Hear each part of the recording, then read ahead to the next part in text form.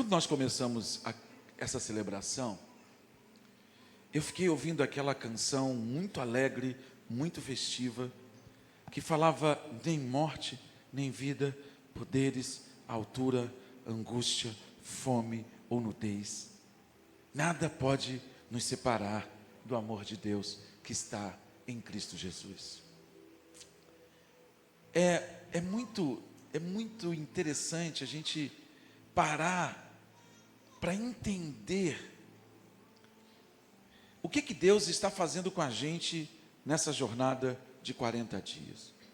Eu nunca pensei, e eu vou ser muito franco e sincero com você, eu nunca pensei que o Sermão do Monte pudesse impactar tanto a minha vida. O texto diz: bem-aventurados os que choram, porque serão consolados. Quantas e quantas pessoas olham para esse texto e pensam que ele está falando de sofrimento, ele está falando de dor, ele está falando de angústia, ele está falando das mazelas e dos sofrimentos que esse mundo produz, e dizendo que aqueles que choram diante dessas mazelas, esses que choram por causa desses sofrimentos, eles serão consolados. E aí eu fiquei olhando para esse texto, quando Deus me deu a oportunidade de construir essa projeção, eu fiquei procurando um olho com lágrimas. Mas eu coloquei diversos olhos naquele lugar, mas eu não achei, não ficou bom.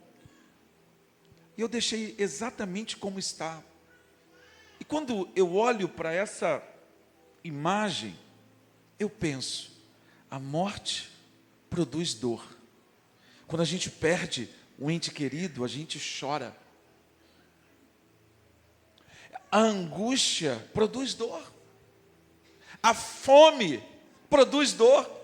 A nudez produz dor. E aí, como é que pode?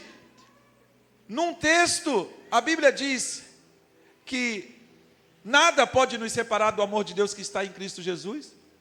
No outro, no Salmo de número 30, o salmista diz no versículo 5, o choro pode durar uma noite, mas a alegria vem pela manhã. Então a gente fica pensando, mas qual é a chave? Qual é a proposição de Jesus? Nós passamos uma semana estudando a ser pobre de espírito, e eu queria que você começasse a entender que há um contraste, há uma oposição entre a filosofia do mundo e a filosofia do reino. A filosofia do mundo se opõe ao reino. E como nós somos do reino, quem é do reino aí dá glória a Deus?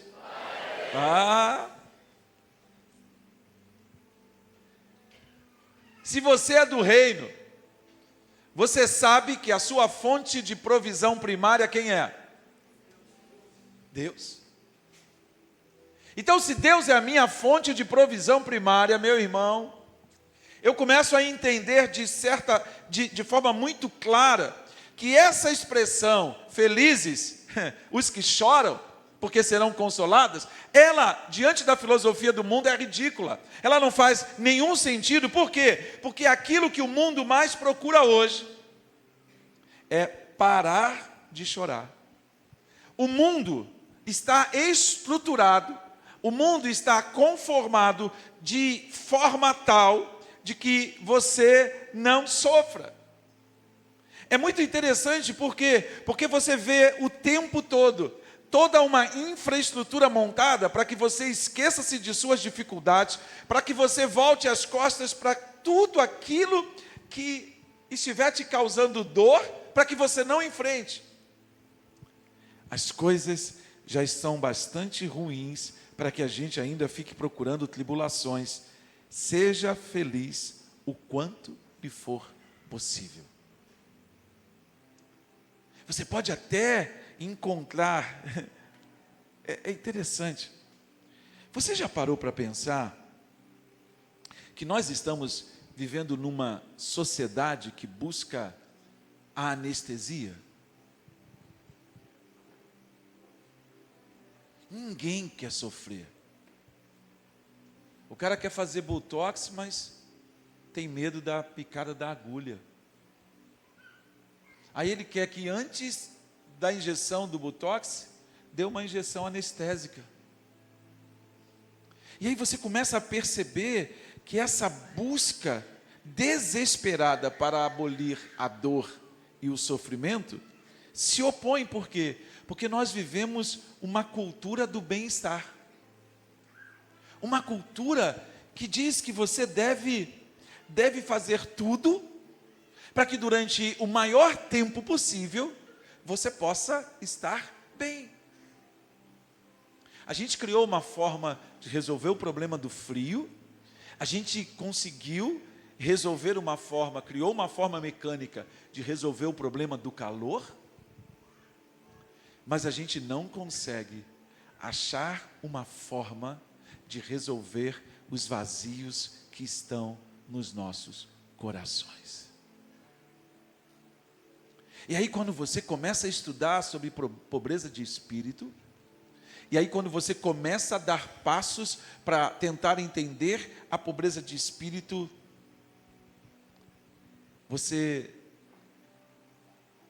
percebe que ainda haviam amarras e correntes impedindo você de saltar.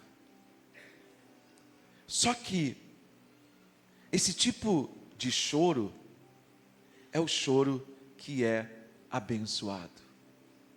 Esse tipo de choro que Jesus está falando aqui é o choro que traz prosperidade. É o choro que leva à abundância. Eu vou repetir e eu não me canso de repetir. A palavra de Deus diz que Satanás, o nosso inimigo, veio para roubar, matar e destruir. Mas Jesus diz: eu vim para que vocês tenham abundância. E sabe quando você começa a descobrir esse lugar de abundância? Você olha para essa imagem aqui, uma fumaça perpetuada por uma luz. Aí você olha para essa outra aqui, quente e frio.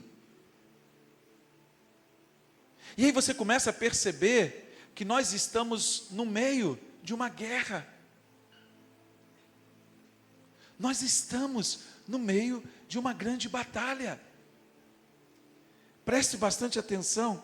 Eu vou precisar repetir aqui uma frase que eu usei hoje de manhã, e eu preciso repeti-la.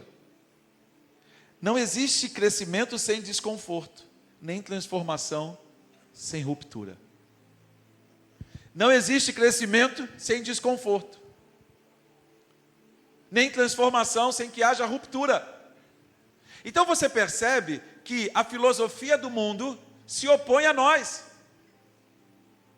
O mundo está em oposição às nossas vidas. Nós estamos vivendo num contexto de total oposição. E aí a gente se depara com Jesus dizendo simplesmente: se você chorar de verdade, eu vou consolar você. Mas que tipo de choro é esse? É aí que a gente começa a descobrir que este choro não é um choro físico, não é um gotejar dos nossos olhos, não é uma experiência de lacrimejar os olhos, mas é um choro físico, mas que vem de uma realidade espiritual. Portanto, da mesma forma que a pobreza de espírito não está relacionada com o seu bolso, o choro espiritual também não está relacionado com a sua dor, mas está relacionado com uma percepção, está relacionado com clareza.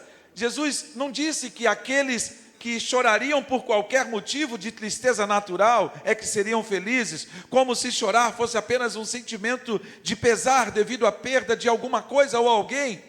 Jesus está falando da vida do reino de Deus. Então ele diz que a pobreza de espírito é algo que você encontra no homem que é de Deus, que pertence a Deus, um homem que esvaziou-se a si mesmo e que, porque está vazio de si mesmo, quer se encher da presença de Deus, quer ser transbordado pela presença de Deus. De modo que essa tristeza e essa aflição que esse homem sente,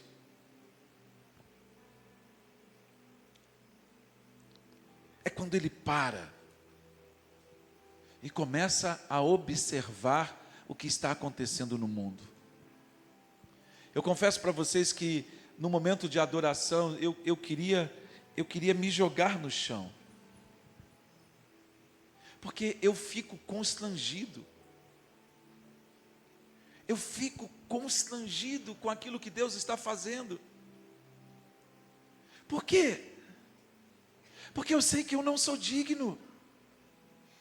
Paulo, escrevendo no capítulo 7, se eu não me engano, no versículo 25, é isso, 24, ele diz: desventurado homem que sou, miserável homem que sou, quem me livrará do corpo desta morte? Então você descobre que, eu não sei se você já teve a oportunidade de pegar petróleo na sua mão, ou brincar com um pinche, e aí você vê que são coisas que grudam. Quando você passa com um carro na rua, e o carro está com aquele asfalto novo, você vê que o carro fica todo impregnado. Queridos, o pecado nos impregnou. O pecado, ele realmente, ele produz uma angústia, ele produz uma aflição. Então esse choro é espiritual. Esse choro, ele nos massacra. Porque Paulo, quando ele escreve aos crentes de Roma, no capítulo 7, ele fala coisas extremamente duras ao longo de toda a carta. Quando ele nos dá de presente o capítulo 8, dizendo que nós verdadeiramente somos mais do que vencedores, não é à custa de nada, é à custa de um sofrimento real. Quando ele fala aqui no capítulo 7, ele deixa muito claro, ele fala assim, olha, ora, versículo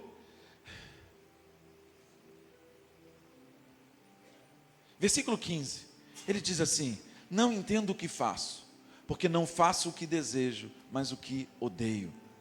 E se não faço o que desejo, admito que a lei é boa. Neste caso, não sou mais eu quem o faz, mas o pecado que habita em mim. E aí ele tem uma coragem de dizer: sei que nada de bom habita em mim, isto é, em minha carne. Porque eu tenho o desejo de fazer o que é bom, mas não consigo realizá-lo.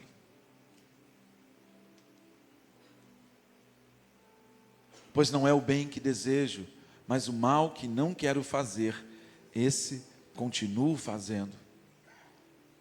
Ora, se faço o que não quero, já não sou eu quem faz, mas o pecado que habita em mim. Imagina você sair de um culto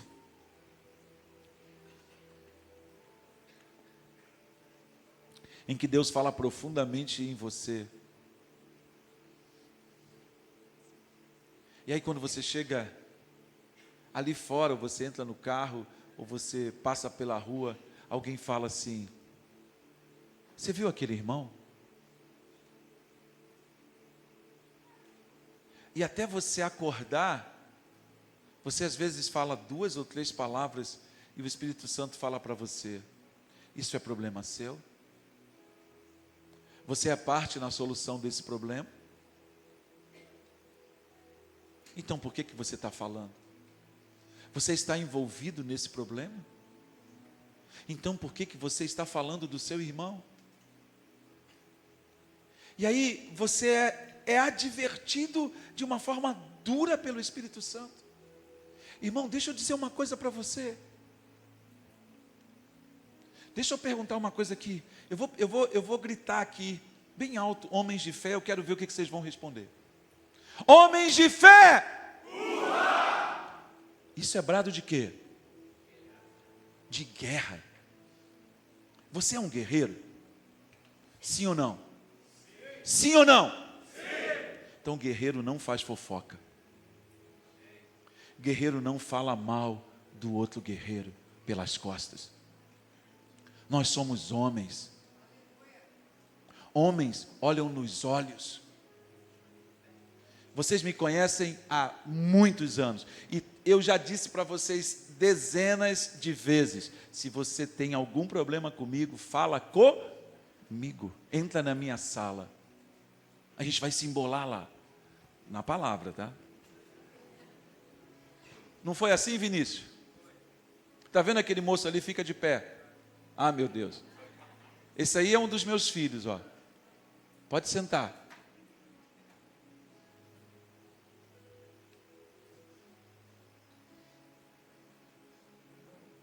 Ele saiu daqui da igreja uma vez.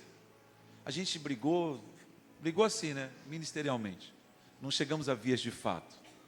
Aí o Espírito Santo falou para mim assim: vai lá e pede desculpa para ele. Eu falei: eu? E eu não vou não.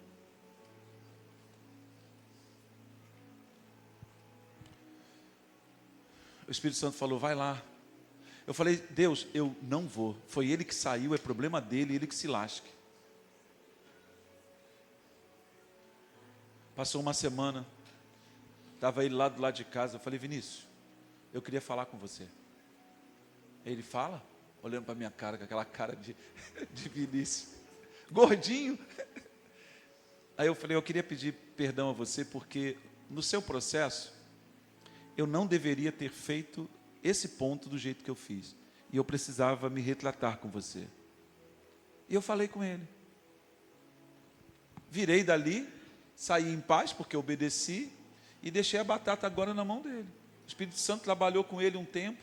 Um dia a gente estava conversando aqui na porta da igreja, para você ver como é que são as coisas. Ele tinha feito bariátrica, estava magrinho. E eu estou olhando, estou conversando, eu vi a moto, eu falei: essa moto é do Vinícius. Aí eu falei assim: cara, essa voz é do Vinícius. Ele falou: pastor, sou eu. Eu falei: cara, ele estava tão diferente, que eu não reconheci. Eu falei: meu Deus, é o Vinícius. E aí Deus mexeu o mundo espiritual e trouxe o Vinícius de volta. E eu não me esqueço o dia que eu desci do púlpito e abracei o Vinícius aqui.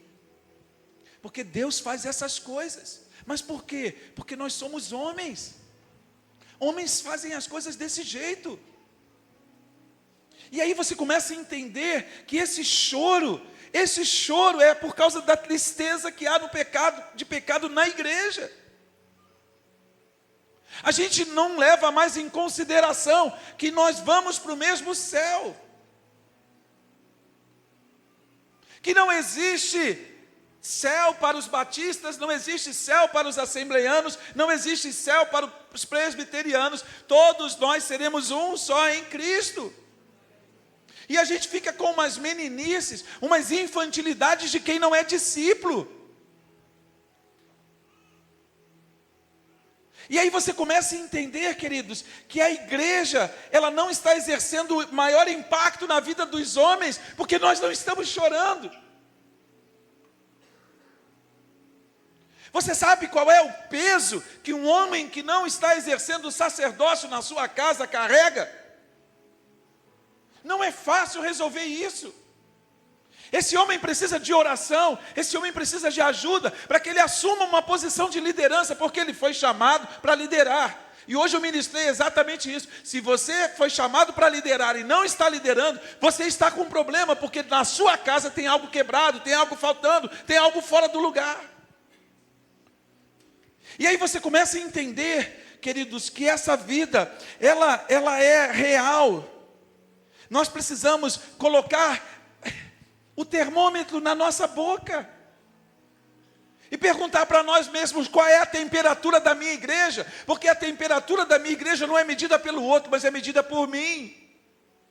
Você é a temperatura da igreja. Se você está vivendo uma vida de passividade espiritual, se você está vivendo uma vida onde você não se engaja, então, em nome de Jesus, engaje-se, entre no jejum hoje. Por quê? Porque é uma convocação para a igreja, não é uma convocação que você escolhe, não é um jejum particular, é um jejum para toda a igreja. Então a igreja precisa andar em concordância. Se você não concorda, vamos entrar na sala, vamos resolver. Se não der para resolver, quantos anos você tem? Você caminhou 10 anos comigo? Ah, você tem 40, então você viveu 30 anos sem mim. E eu vivi 48 sem você. Eu acho que a gente pode ir para cada lado, que a gente vai continuar bem, não vai? A gente não vai conseguir viver um sem o outro. Porque nós precisamos andar em concordância. Nós precisamos marchar pela cidade, marchar em unidade, como um só povo, um só coração. É esse choro que produz consolo. Por quê? Porque esse choro gera vida, esse choro gera transformação. E aí você começa a entender, queridos, entender a realidade das lágrimas. Mateus 23, no versículo 37, o texto é muito claro, muito claro.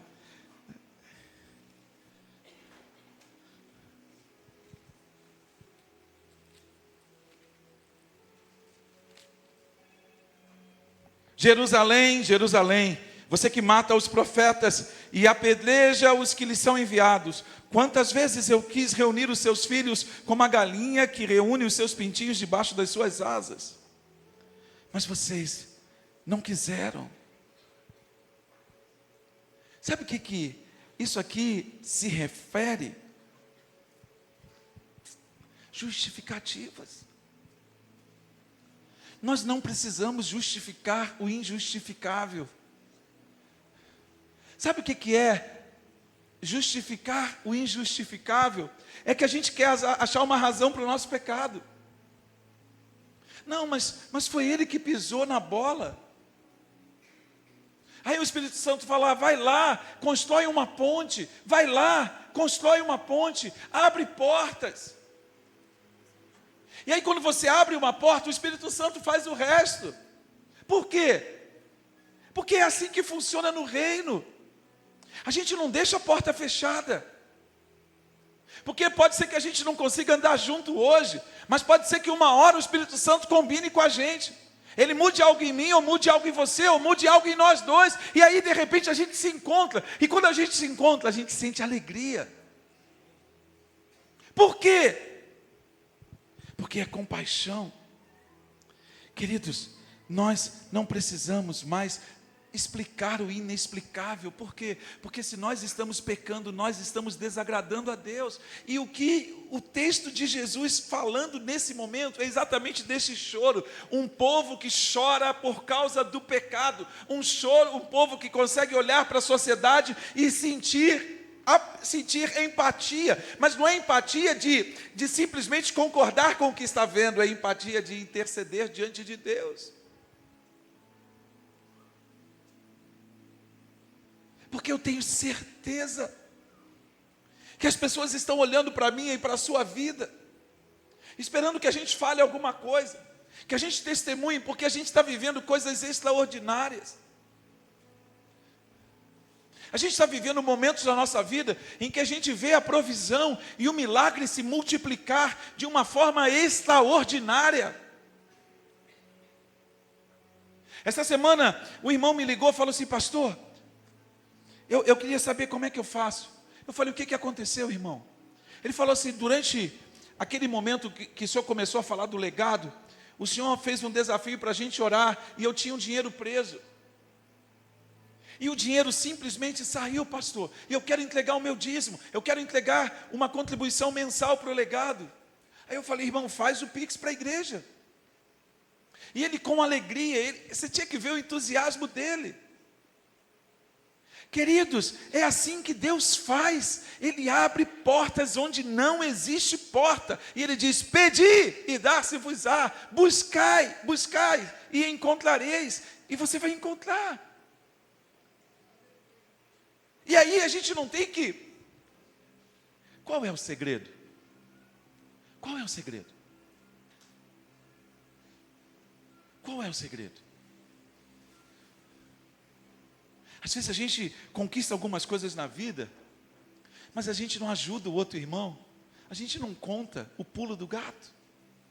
A gente guarda segredo, a gente não compartilha.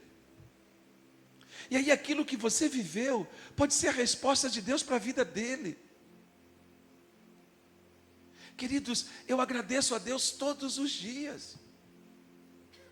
eu louvo a Deus por poder viver o meu ministério como eu vivo. Mas eu vivo isso porque Deus opera coisas extraordinárias. Deus faz milagres na minha vida. Deus traz provisão de onde não havia provisão. Deus traz recursos intelectuais onde não haviam recursos intelectuais. E aí você descobre que nós precisamos compartilhar. A gente precisa doar.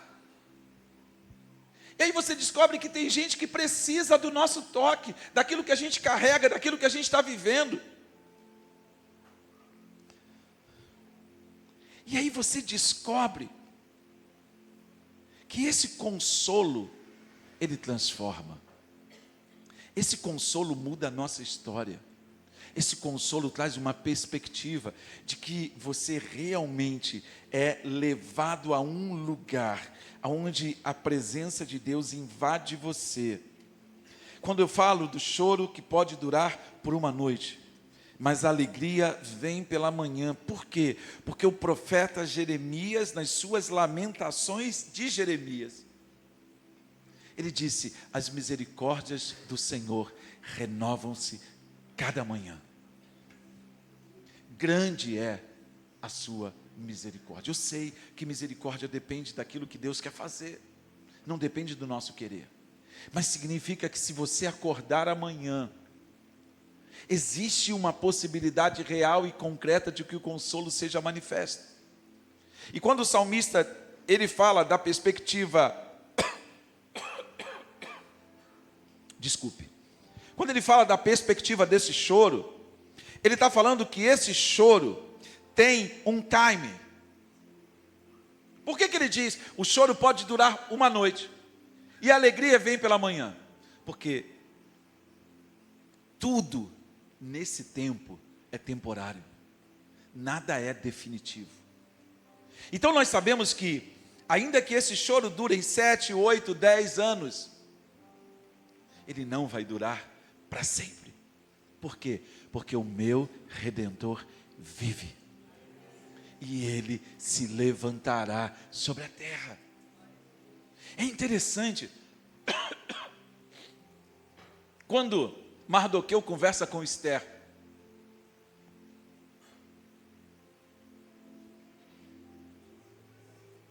antes de Esther ir à presença do rei, você sabe que Amã tinha planejado a destruição dos judeus.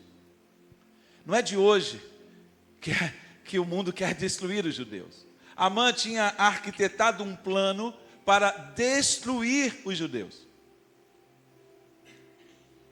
E Esther, que era a esposa do rei, há 30 dias não tinha contato com o rei. E Mardoqueu propõe a ela que ela vá à presença do rei para interceder pelo povo. E ela diz: Mardoqueu, tem 30 dias que o rei não me chama. E a gente não consegue ter essa perspectiva porque a gente não tem a ideia do que é um reino com um rei. Nós não conseguimos entender essa ideia da autoridade de um rei que é absoluta. E ela fala para Mardoqueu: Mardoqueu, se eu chegar à presença do rei e ele não levantar o cetro para mim, eu morro. Então o que ela fez? Ela chamou as suas servas, as mulheres que a serviam no harém, e ela começou a jejuar, e elas também jejuaram. Ela se preparou durante 3 dias. Então imagina o que Esther fez. Esther não comeu, jejuou, orou, mas ela se preparou para se apresentar diante do rei. Como é que ela se preparou? Ela cuidou do cabelo, ela cuidou da roupa, ela cuidou de todo o seu ornamento físico. Mas quando ela entra na presença do rei, pensa Esther, uma rainha. Ela não era concubina do rei, ela era rainha. Então ela entrou como uma diva. Pensa, uma mulher que entra na presença do rei sendo rainha, por cima dos tamancos, pensa. Não era tamanco, né? Era aquele negócio, não vou falar a marca do sapato não, mas era esse aí. Só que ela estava empoderada. Olha Jó falando, o sopro do Todo-Poderoso me dá vida. O Espírito Santo se apossa da vida de Esther, e quando ela entra, que o rei olha para ela, ela brilha. Aí o rei levanta o cetro, e o resto da história você sabe, porque os judeus estão aí até hoje. Olha a bandeirinha lá, ó. Porque eu entendi isso. Você só está aqui sentado nesse templo porque Deus colocou no meu coração um amor por Israel. E esse amor mudou toda a história. Por que mudou toda a história? Porque esse imóvel pertence a uma família de judeus. E no começo do nosso relacionamento, o negócio era muito difícil. Muito difícil. Não era fácil pagar esse aluguel. E eu lembro que a secretária vinha e ficava me esperando chegar para receber o aluguel. Era assim, de boa. Fazia parte do jogo. Mas, queridos, eu posso contar N histórias de que o dia que eu pisei nessa terra, tudo mudou na minha vida. E aí você descobre. Mas o que eu quero falar para você? Mardoqueu falou para ela, Esther, fica de boa. Não precisa você ir na presença do rei, sabe por quê? Porque socorro e livramento surgirão de outra parte. Mas quem sabe, não foi para isso que você foi levantado à posição de rainha. E toda vez que você olha para o livro de Esther, você vai ver um livro que não menciona o nome de Deus em nenhum momento. Mas você consegue perceber a presença de Deus em tudo. Por quê? É isso que eu quero que você compreenda. Por quê? Porque esse choro gera em nós uma capacitação para consolar os outros. Bendito seja o Deus e Pai de nosso Senhor Jesus Cristo, o Pai das misericórdias e o Deus de toda consolação, que nos consola em toda a nossa tribulação, para que também possamos consolar os que estiverem em alguma tribulação. Segundo aos Coríntios, no capítulo 1, versículo 3 e 4. Então nós somos consolados para consolar. Nós somos abençoados para abençoar. Por quê? Porque o abençoado abençoa tudo ao seu redor. Então você começa a entender que a gente carrega a presença. Por que o nosso culto hoje não precisa de arca? Por que a gente não precisa aqui ter uma arca representativa da presença de Deus? Porque era isso que a arca representava. Com os elementos que a arca do tabernáculo carregava. Sabe por que a gente não precisa de uma arca representando a presença de Deus? Porque a presença de Deus está em mim e em você. Nós carregamos essa presença. E aí o que isso vai produzir? Vai produzir avivamento. Por quê? Porque quando a gente começa a chorar, quando a gente começa a derramar essa lágrima, qual foi a última vez que você chorou por um pecado? Quando você soube que um pastor caiu em adultério, ou que foi descoberto no adultério, você chorou? Nós estamos perdendo a nossa capacidade de chorar. Por quê? Porque a iniquidade está num volume tão grande. Eu não consegui ver aquelas cenas daquele balão que caiu em Santa Catarina. Eu soube que o balão tocou no chão e o homem do balão falou para todo mundo pular e 13 pessoas conseguiram pular. E as pessoas tentavam segurar. E o balão subiu de novo. Aquelas cenas são exatamente depois desse primeiro pouso. Em que as pessoas que foram salvas não foram salvas porque caíram, foram salvas porque pularam. Aquilo faz a gente chorar?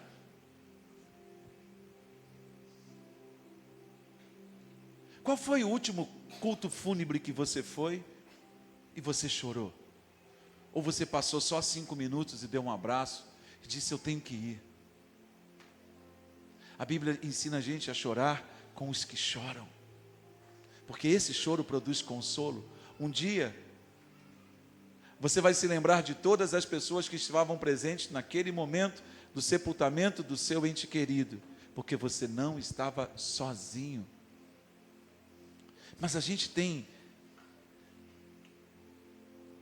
saído de casa para ir a um sepultamento de um irmão, só porque ele era irmão. Mas não é porque ele era um irmão chegado, mas é porque ele comungava da mesma fé que você. Ele estava em aliança com você. E aí a gente vai começando a perceber que nós estamos ficando insensíveis. Porque a gente vai quando a pessoa está próxima da gente. A gente vai quando a pessoa está perto de nós. Mas a gente, às vezes, simplesmente ignora. Então você começa a perceber que esse choro gera constrangimento. Esse choro gera quebrantamento. E aí você descobre que a alegria nasce desse choro que é abençoado. Mas que choro é esse? Lembra do pobre de espírito, que é alguém que clama pela misericórdia de Deus? Então esse é um choro que faz você se colocar no mesmo lugar. Nós só vamos conseguir tornarmos-nos sal e luz do mundo quando nós entendermos que essas bem-aventuranças, elas precisam ser encontradas em nós. Pastor, isso é muito difícil, isso dá muito trabalho. Dá, irmão, dá muito trabalho, dá trabalho à beça, não é fácil. Mas se eu e você queremos viver uma vida diferente, eu e você queremos viver uma vida de fato que transborde, uma vida que seja medida, sacudida e transbordante,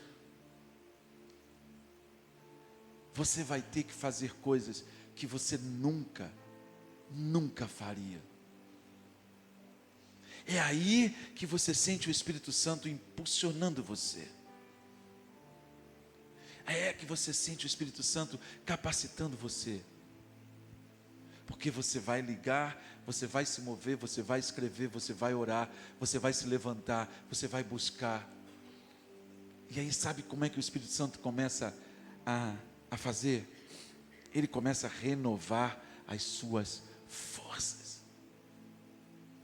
Ele começa a te dar um vigor. Presta atenção.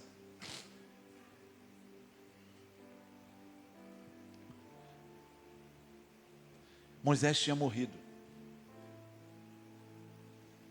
Agora Josué estava conquistando a terra. E Josué precisou de ajuda. E o acordo que eles fizeram com Caleb é que a terra que Caleb recebeu era antes do Jordão. Então Caleb veio, podia ter ficado na sua terra, e o pessoal atravessou o Jordão para conquistar a terra prometida. Mas Caleb, não. O acordo que Caleb fez com Josué: eu vou caminhar com você até a terra ser conquistada. Depois que a terra for conquistada, eu volto para a minha terra. Sabe quantos anos Caleb tinha? 80 anos. E como é que Caleb guerreava? Com a mesma força que eles tinham quando ele começou a jornada com os 40. Agora eu quero que você me explique como um homem de 80 anos pode sair para a guerra. E você tem 47, está fazendo corpo mole.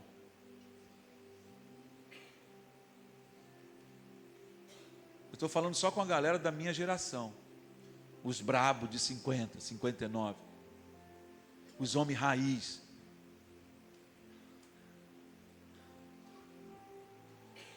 Os homens que não faz sobrancelha. Aí, Cristiano, ó nós aí. Pô, pastor, olha, nada contra se você faz sobrancelha. Fique em paz. Vai na tua, Tafarel.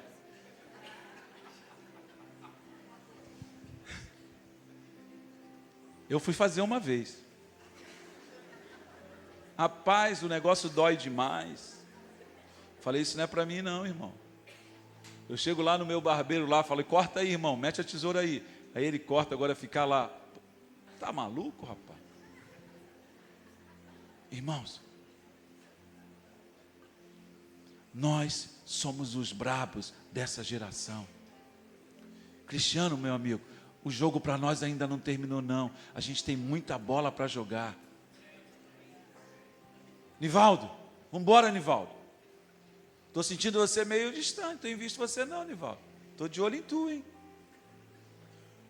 Vende queijo 2 dias, 3 dias, o resto do dia, vamos embora, Nivaldo. Vamos trabalhar, Nivaldo. É isso aí, irmão. Você já está com uma linha na água, está com 2, bota outra, bota alguém para vender queijo, vamos embora, Nivaldo. Tem muita coisa para a gente fazer, tem muito terreno para conquistar.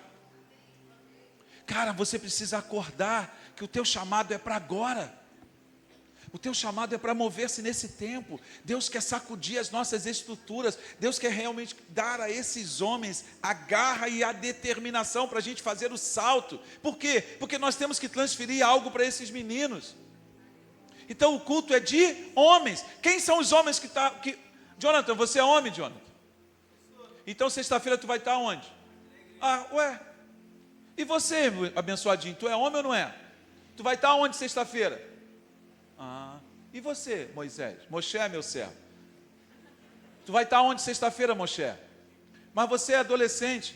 É, mas o culto é de homem, então você tem que vir. Por quê? Porque tem uma parte dessa palavra que você vai ouvir uma coisa que lá na frente você vai entender. Então vocês têm que caminhar. Nós temos que caminhar junto com esses meninos. A gente tem que pegar esses garotos e levar eles para acampar. Ir lá ministrar a palavra para ele. Eu cheguei para o garotinho ali, o Luiz, pequenininho, deve ter 3 anos. Eu falei, Luiz, você é homem? Ele, sou. Então, ó, quando te chamar de príncipe, você fala que você é guerreiro. Você não é príncipe, não. Você é guerreiro. Ele falou, mãe, eu sou guerreiro. Eles aprendem tudo. Então o que nós vamos perder? Nós precisamos chorar, e somos nós, os homens, chorem os ministros de Deus, chorem os sacerdotes do Senhor. Irmãos, somos nós, os homens, que precisamos chorar para gerar uma vida de Deus nessa sociedade. Somos nós que precisamos imprimir uma marca, somos nós que precisamos ser quebrantados pelo Espírito Santo. Aonde estão os homens dessa geração? Aonde estão os homens que realmente pagam o preço? Que história é essa de 5 horas da tarde acabou o expediente para homem? O expediente não acaba nunca. Por quê? Porque nós fomos chamados para liderar e fazer uma história. Nós não somos daqueles caras que fazem corpo mole. Então a gente começa realmente a dar um salto. E sabe o que vai acontecer? Uma profunda transformação vai acontecer nas nossas vidas. Mas é de dentro para fora. É um movimento de hombridade. É um movimento de homens que são sensíveis. Você não entende como foi descobrir que eu não luto as minhas guerras com o fuzil, com a pistola, com a espada. Eu luto as guerras de joelhos. É o joelho a arma de guerra de um guerreiro. É o joelho que faz com que ele mova o mundo. Por quê? Porque ele vai ser o cara. Ao invés da gente acordar de madrugada e ver as nossas esposas com os joelhos dobrados, nós vamos acordar, as nossas esposas vão acordar de madrugada e vão nos ver com os joelhos no chão, porque somos nós que lideramos espiritualmente a nossa casa. Elas sonham com isso, elas anseiam com esse lugar, mas nós não vamos fazê-lo se nós não nos arrependermos, se nós não chorarmos pelo pecado da nossa omissão, se a gente não chorar pelo pecado do abandono, para a gente não chorar de ter feito o que tinha que ter sido feito lá atrás. Ah, você não foi treinado, beleza, ninguém nasce sabendo tudo, então vamos treinar agora. Se dá tempo. Eu estou contando os próximos 30 anos. Meu pai vai fazer 91 anos. Já falei para eles, no seu aniversário de 91 anos eu vou te dar um computador de presente. Porque ele disse que está vendo, ele vai ver, se não vê hoje, vai ver amanhã. Ele chega do culto dele, ele vê e depois de manhã faz a resenha, faz a correção. Você fez isso, fez aquilo. Mas ele está... Eu fico olhando para ele, a vontade que ele tem de aprender, de querer fazer. Ele diz, eu vou fazer. Ele está com 91 anos, ele está planejando o que ele vai fazer. Eu falo, meu Deus.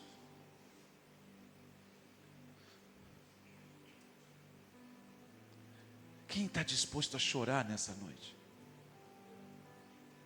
Joel fala exatamente disso.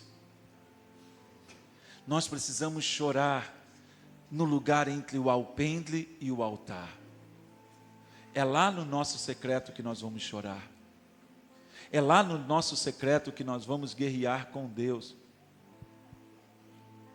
Eu estava em casa no final da tarde, cansado.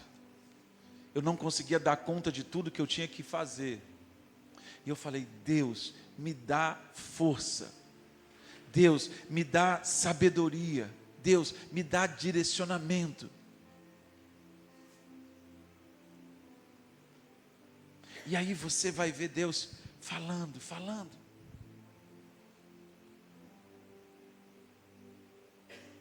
E aí você vai ver Deus trazendo solução. Você tem um problema no seu trabalho? Nicolas.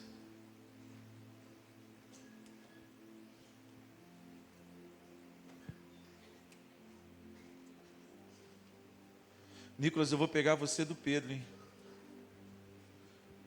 Vou te contratar como assistente, hein? Como meu moço.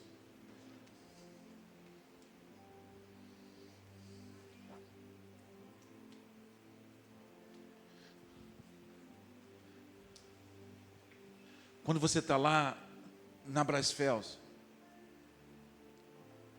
com aquele problema lá na área de trabalho, que não tem saída, fala com o Eterno. Ele conhece tudo de tubo, Ele conhece tudo de solda, Ele conhece tudo de canal, Ele conhece tudo de problema culinário, Ele conhece tudo de problema de garganta, de voz, Ele conhece tudo de aplicação financeira. Ele conhece tudo, por quê? Porque Ele é o Eterno, Ele é o El Olar, Ele é o Deus que tudo provê. Então por que você quer caminhar na força do seu braço? Não precisa mais. A gente acha que o Espírito Santo, Ele veio para nos guiar por toda a jornada. Então quando você está lá no fronte de batalha, em que você tem que fazer 10 entregas, mas você não tem tempo, Ele te dá a estratégia. Por quê?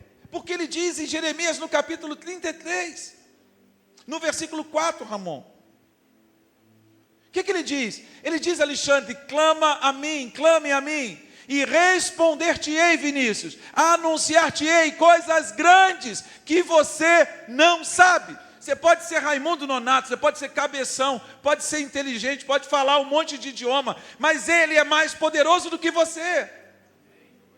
Então você descobre como lutar as guerras. Senhor, eu não sei mais o que fazer com esse menino. Fala com ele que ele sabe. A gente tem a receita de tudo, mas a gente não busca. E Ele diz, buscar-me-eis, Jeremias 29. Quando? Ele diz, me achareis, quando me buscardes de todo o vosso coração. O que é todo o vosso coração? Hein? Você quer ter um filho e não pode ter filho? Fala com ele. A Bíblia está cheia de histórias de mulheres que não podiam ter filhos. A gente tem acesso ao trono da graça, mas a gente acha que isso é história. Não. Quebranta o teu coração diante do Senhor. O que Deus quer que você chore é o choro do quebrantamento. É esse choro de quebrantamento que vai produzir em nós, Frank, uma sensibilidade espiritual, para que a gente consiga acessar o trono da graça e ter as respostas. Mas, Arthur, isso não é só para o Frank, é para você que tem 13 anos, 12? 13 anos. Tinha um menininho ali que estava com a mãe dele, eu falei assim para ele: você tem orado, filho? Aí ele ficou olhando para mim meio desconfiado. Pede para Deus mais um irmão. Aí o pai dele desesperou: faz isso não, pastor. Eu falei: faz, filho, pede mais um irmão que Deus dá. Por que a gente não pede? Por que a gente não clama? Por que a gente não busca? É porque nós não estamos chorando, é porque nós ainda estamos tentando caminhar na força do braço. Eu tentei caminhar pela força do meu braço por muitos anos, e só bati com a cara na parede.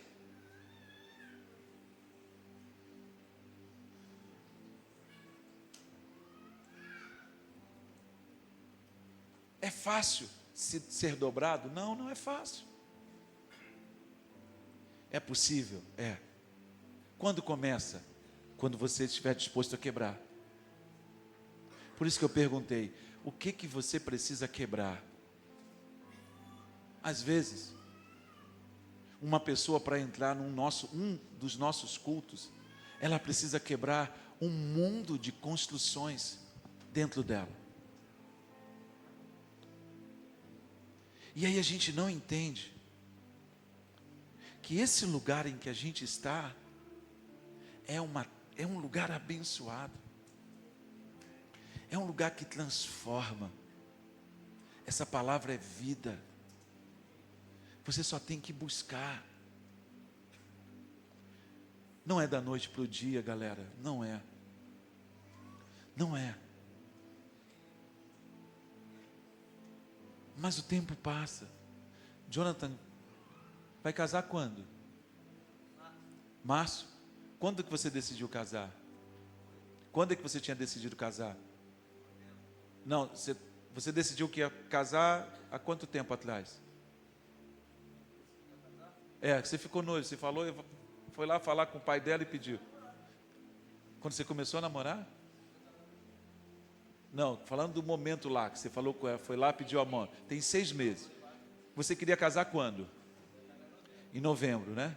E aí você vai casar quando? Mas vai casar. Ele queria casar em novembro. Onde que eu quero chegar? Ele começou, pastor, tem que arrumar um trabalho. E aí ele começou, e foi. Ele meteu o louco.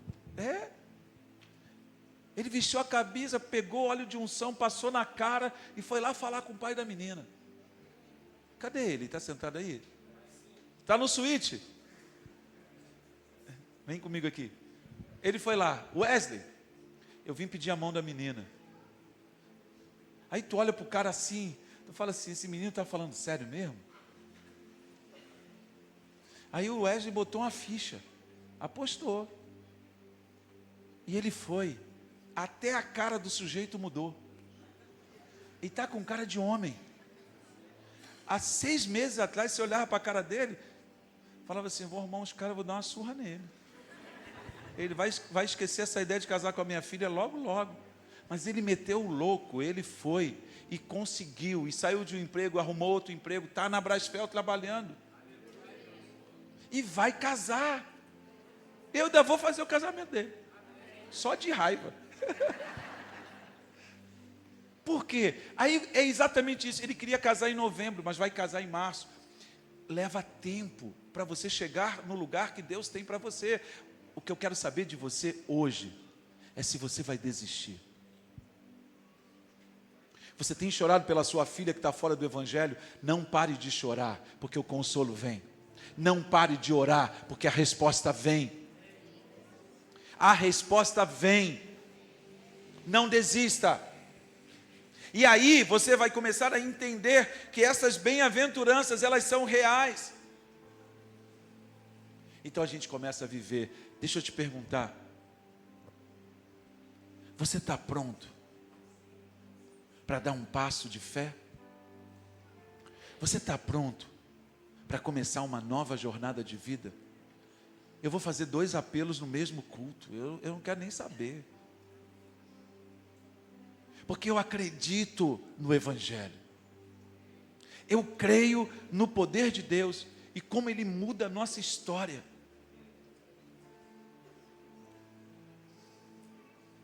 Eu quero perguntar a você, você está pronto para dar um passo de fé, de romper com as estruturas, com o credo da sua família, para caminhar com Jesus?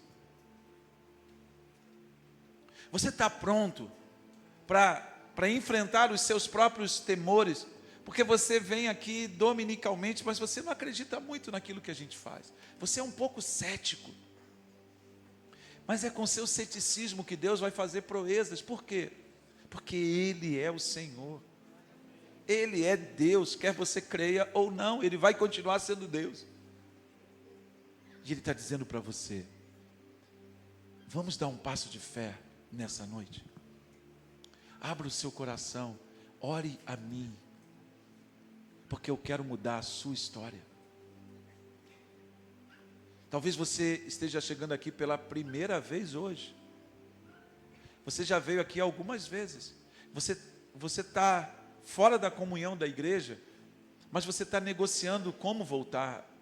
É radical, é intencional, é simplesmente, eu vou voltar ao princípio de tudo. Eu vou voltar ao caminho, eu vou rever meus conceitos, eu vou voltar ao primeiro amor. Você está pronto hoje para dar esse passo?